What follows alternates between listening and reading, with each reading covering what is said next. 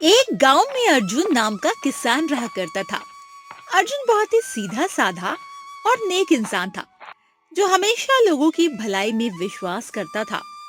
एक दिन अर्जुन अपने खेत से घर लौटा था कि तभी उसकी पत्नी सुनीता उससे कहती है, मैं काफी देर से आपकी ही प्रतीक्षा कर रही थी। क्या हुआ सुनीता? आज सुबह से रवि ना तो कुछ खा रहा है, ना पी रहा है, बस गुमसुम लेटा हुआ है। चिंता मत करो, मैं देखता हूँ। इतना बोलकर अर्जुन उस चारपाई के पास पहुंच गया, जहां उसका 12 वर्षीय पुत्र रवि आंख बंद कर लेटा हुआ था। अर्जुन को अपने पास देखकर 12 वर्षीय रवि ने अपनी आंखें खोली। क्या हुआ रवि? तुम्हारी माँ बता रही है सुबह से कुछ खाया पिया नहीं। अगर तुम ऐसे ही भूखा रहोगे तो तुम और ज्यादा कमजोर हो जाओगे। पिताजी, मुझे भूख नहीं लग रही है और मेरे पूरे शरीर में दर्द हो रहा है। रवि की बात सुनकर अर्जुन की आंखों में आंसू आ गए, क्योंकि अर्जुन की 12 वर्षीय पुत्र काफी समय से बीमार चल रहा था। चिंता मत करो रवि, तुम बिल्कुल स्वस्थ हो जाओगे। इतना बोलकर अर्जुन अपनी पत्नी के पास आकर खड़ा हो गया। आखिर आप रवि को और मुझे कब तक झूठी तसल्ली देते रहेंगे? आखिर मेरे पुत्र को कौन सी बीमारी लग गई है जो वो ठीक होने का नाम नहीं ले रहा? तुम चिंता मत करो सुनीता, रवि की वजह से ही मैं खेत में कड़ी मेहनत कर रहा हूँ। मेरे फसल गांव में सबसे अच्छी उगी है। कल फसल की कटाई है। मैं फसल को बाजार में अच्छे दामों में बेच आऊंगा और इसके बाद हम अपने बच्चे रवि का अच्छे वैद्य जी के पास इलाज करवाएंगे। हमारा बेटा ठीक तो हो जाएगा ना? सुनीता, मैं हमेशा लोगों की भलाई के बारे में ही सोचता हूँ और बचपन से मैंने एक ही बात सीखी है, कर भला तो हो भला। मैंने कभी किसी का बुरा नहीं किया, तो विश्वास करो मेरे साथ भी बुरा नहीं होगा। इतना बोलकर अर्जुन अपने घर से बाहर चला गया। कुछ देर तक गहरी सोच में गुमसुम चलता हुआ एक झोपड़ी के पास खड़ा हो गया। उस झोपड़ी के पास एक बूढ़ा व्यक्ति बैठा हुआ था, जो कि अर्जुन के गांव का एक बहुत बड़ा वैद्य था। वैद्य अर्जुन की ओर देखकर बोला, क्या हुआ अर्जुन? तुम्हारे चेहरे पर चिंता की लकीरें क्यों झलक रही हैं? आज मेरा पुत्र सुबह से कुछ नहीं खाया और आज मेरी पत्नी भी मुझसे पूछ रही थी कि आखिर रवि को ऐसी कौन सी बीमारी लग गई है जो कि ठीक होने का नाम ही नहीं ले रहा। इतना बोलकर अर्जुन फूट फूट कर रोते हुए दोबारा बोला, अब मैं अपनी पत्नी से ज्यादा दिन तक झूठ नहीं बोल पाऊंगा। अर्जुन की बात सुनकर वेद कुछ देर तक गहरी सोच में गुम रहे।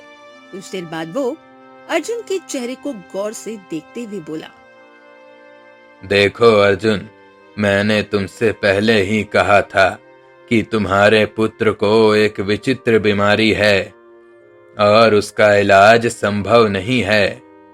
लेकिन मैं तुमसे यह नहीं कहूंगा कि तुम उसका किसी दूसरे वैद्य से इलाज नहीं कराओ।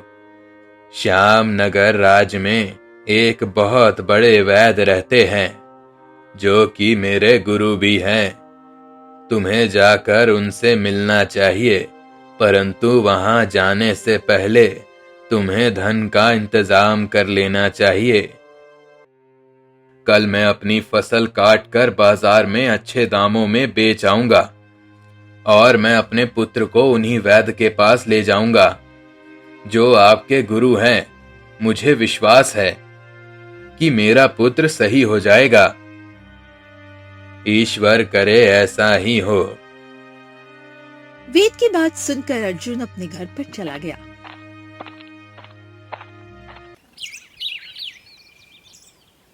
अगली सुबह जब अर्जुन अपने खेत की फसल कटाई के लिए जाने वाला था, तभी गांव का एक आदमी मोहन दौड़ता हुआ अर्जुन के घर आ पहुंचा।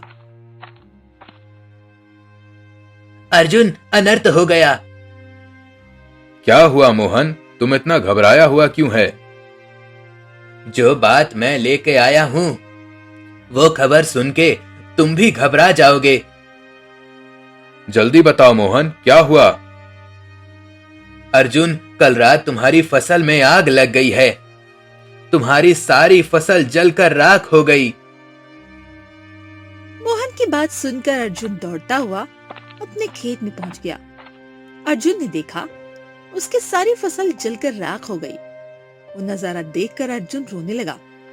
अर्जुन निराश होकर आंखों में आंसू लेकर घर की ओर चल पड़ा। अर्जुन आधा रास्ता पहुंचकर एक वृक्ष के नीचे बैठकर फूट फूट कर रोने लगा। अर्जुन को नहीं पता था जिस वृक्ष के नीचे वो रो रहा था, उस वृक्ष के पीछे एक साधु बैठे थे। अर्जुन की रोने की आवाज सुनकर अचानक वो चौंक पड़े। वो साधु अर्जुन के पास आकर बोले, क्या हुआ? तुम रो क्यों रहे हो? अर्जुन रोते हुए सारी घटना साधु को बताता है। मेरा पुत्र मौत के कगार पर खड़ा है और मेरे फसल को किसी ने जलाकर राख कर दिया। अब मैं क्या करूंगा? तुम्हारे साथ वास्तव में बुरा हुआ है। अगर तुम्हारे साथ इतना बुरा नहीं हुआ होता तो मैं तुम्हें एक रहस्य कभी नहीं बताता। कौन सा रहस्य साधु महाराज?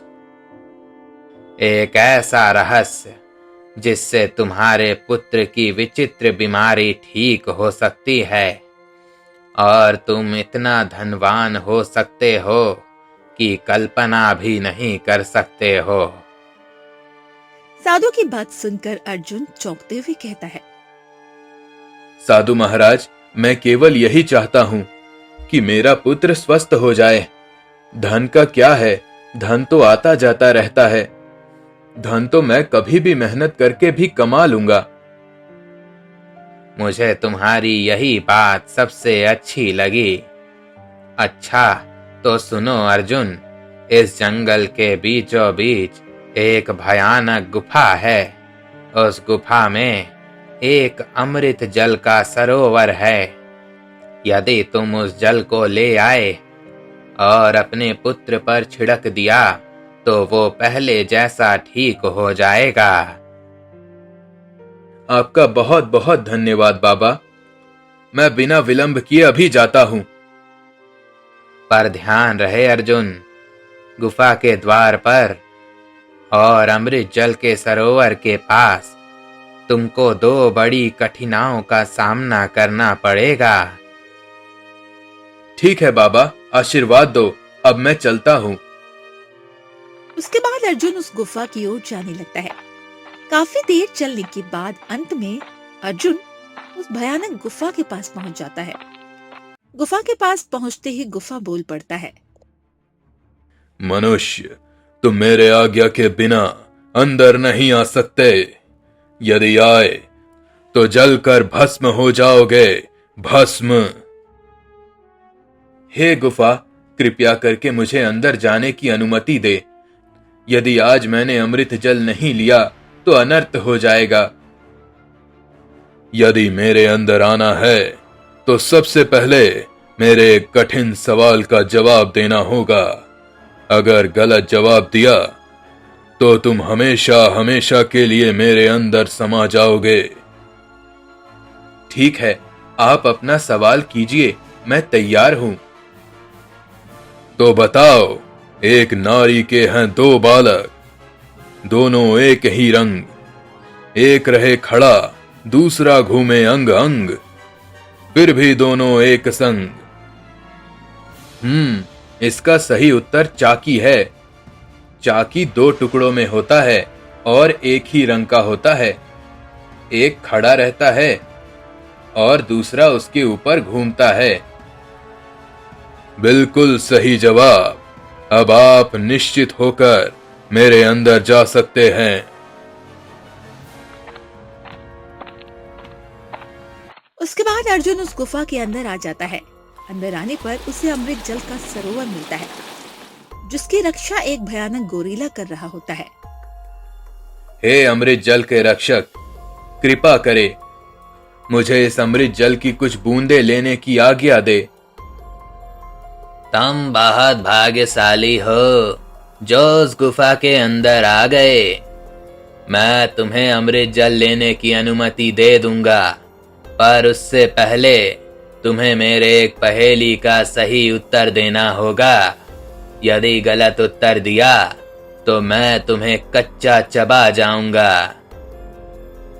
अच्छा ठीक है, मैं इस अमृत जल के लिए कुछ भी कर सकता हूँ। आप अपना प्रश्न कीजिए। अच्छा बताओ, हाथी घोड़ा ऊँट नहीं खाए, ना खाया दाना घास, सदा ही धरती पर चले, पर हो ना कभी उदास। हाँ, इसका सही जवाब है सांप। वो ना हाथी है, ना घोड़ा ऊँट है, और ना ही वह दाना या घास खाता है, और हमेशा वो धरती पर ही चलता है। बहुत खूब, तुम वाकई एक कुशल और ज्ञानी इंसान हो। तुम जितना चाहो उतना अमृत जल ले सकते हो। आपका बहुत बहुत धन्यवाद अमृत रक्षक। उसके बाद अर्जुन उस अमृत जल को एक शीशी में भर लेता है और अपने घर वापस आ जाता है। तब वो देखता है जमींदार उसके घर के पास खड़ा था। जमींदार रोते हुए बोलता है, मुझे क्षमा कर दो अर्जुन, मैंने ही तुम्हारे खेत के फसल जलाए थे और मुझे इसकी सजा मिल गई है। कल रात से मेरी बेटी पूरी तरह से बीमार पड़ गई है।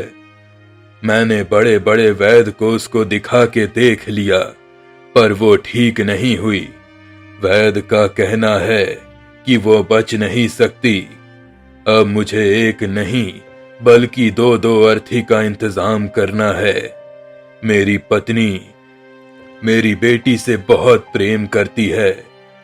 अगर मेरी बेटी इस दुनिया में नहीं रही तो उसकी मां भी मौत का सदमा बर्दाश्त नहीं कर सकेगी। मेरे हाथ में जो अमृत जल देख रहे हो, यह चमत्कारी जल है।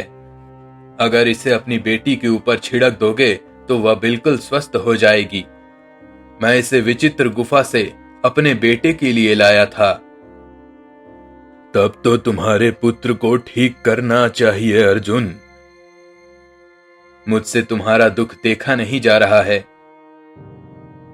तभी वो अमृत जल अर्जुन के हाथ से गायब हो गया और एक इंसान वहां पर प्रकट हो गया। वो इंसान अर्जुन की ओर देखकर बोला, तुम वाकई मन से सच्चे इंसान हो अर्जुन। तुम्हारे कारण मैं आज श्राप से मुक्त हो गया। तुम जिस गुफा से ये अमृत जल लाए थे, मैं उस गुफा का मायावी राक्षस था। मैं एक दिन साधु की साधना को भंग कर बैठा। साधु ने क्रोध में आकर मुझे श्राप दे दिया और मैं उस सरोवर में परिवर्तित हो गया। कुछ देर बाद साधु को मुझ पर दया आ गई और उसने मुझसे कहा कि जब भी कोई व्यक्ति जिसका मन सोने सा शुद्ध होगा तुझे इस सरोवर से बाहर निकालेगा तो तुम श्राप से मुक्त हो जाओगे। तुमने मुझे श्राप से मुक्त किया है अर्जुन। मांगो, क्या मांगते हो? पहले तो मैं ये चाहता था कि मेरे बेटे की बीमारी सही हो जाए, परंतु अब मैं चाहता हूं जमींदार की बेटी की बीमारी भी सही हो जाए। तुम इससे अधिक और भी मांग सकते हो। बस मैं यही चाहता हूं कि मैं जीवन भर स्वस्थ रहूं, क्योंकि मनुष्य का असली धन स्वास्थ्य होता है। ठीक है अर्जुन, ऐसा ही होगा। इतना बोलकर वो इंसान वहां से गायब हो गया और अर्जुन का बेटा ठीक हो गया। जमींदार अर्जुन की ओर देखकर कहता है, मुझे माफ कर दो अर्जुन, मैंने तुम्हारे साथ कितना गलत किया, उसके बाद भी तुमने मेरी मदद की। मैं तुम्हारी फसल वापस कर दूंगा। इतना बोलकर जमींदार वहां से चला गया।